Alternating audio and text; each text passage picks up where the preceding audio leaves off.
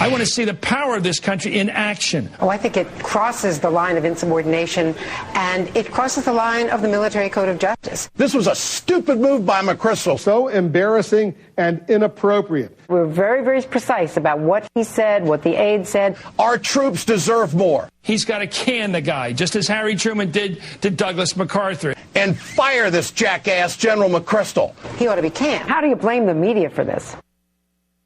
So the vermin in the media did this to General McChrystal. Andy Mitchell and Puffball, two Democrat operatives, were the most vicious and cowardly of all. They should go down into the Museum of Vermin. In fact, I think I'm going to put together a museum of media vermin, and the two leading figures will be Andy Mitchell and Puffball of MSNBC, but there are others. These rats, these bums are the people who are undermining America on a daily basis. I only pray, and here's my prayer, and I'm going to say it very clearly.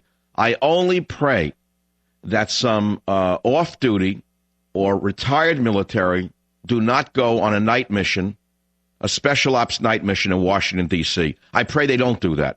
And we know who's going to be replacing McChrystal. It's Petreus, the commander of CENTCOM. And while Petreus has served honorably, he's a very different kind of soldier than Stanley McChrystal. McChrystal served on the ground in special ops during Operation Desert Storm. He went on night missions with his men. Petreus saw combat for the first time when he commanded the 101st Airborne Division during the invasion of Baghdad in 2003. We do not know if he actually took part in the battle. McChrystal, don't forget, successfully tracked down and killed al-Zarqawi, the leader of al-Qaeda in Iraq, while Petreus successfully got a Ph.D. in international relations from the Woodrow Wilson School of Public and International Affairs at Princeton University. McChrystal runs 7 to 8 miles a day, eats 1 meal a day, and sleeps for only 4 hours a night, devoting the rest of his time to America. Petreus, if you remember, fainted last week while being questioned by the Senate Armed Services Committee. He fainted. So you can see the man Obama fired and the man Obama hired are two very different soldiers. One is a fighter and the other is a fainter. And don't, by the way, forget for 1 minute what Obama said prior to finagling his way into office.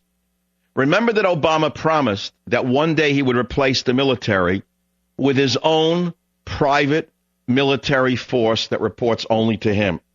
The last time this happened on a major scale was in Germany in the 1930s, when the Austrian Adolf Hitler created a loyal bodyguard elite group that reported only to him because he couldn't trust the army. The army didn't like Hitler.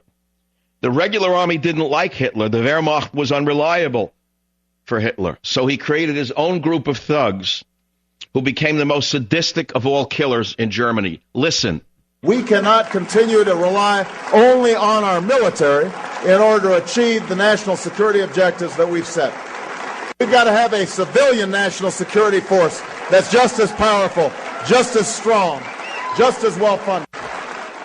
Now, you see, if Obama should follow through on his plan to create a civilian national security force, his own SA, the only man in the military who could have led a rebellion against it would have been none other than General McChrystal. Do you understand what I just said to you? You don't understand that this man is 3 steps ahead of America. If you think this happened by accident, you are mistaken. The people who are running Obama are thinking 3 to 5 steps ahead of everything that you see going on. George Soros, George Soros, George Soros. You think the Gulf oil spill happened by accident? That Goldman Sachs sold their shares in BP a few days before the spill? That Halliburton was involved directly in some nefarious dealings right after the spill? You don't know any of this, do you? You don't know that Soros invested billions of dollars in a Brazilian energy company. You don't know that he wants to get his money, his pound of flesh. Old Soros specializes in pounds and pounds of flesh. You think that Obama became president because he's such a genius? You think he wasn't handpicked by these money managers? You think he wasn't picked by these money changers in the temple of democracy? And let me tell you something else. You've only seen the beginning of what's coming in this country. You have seen the most incompetent, thin-skinned man in the American presidency fire one of the great heroes of this war effort.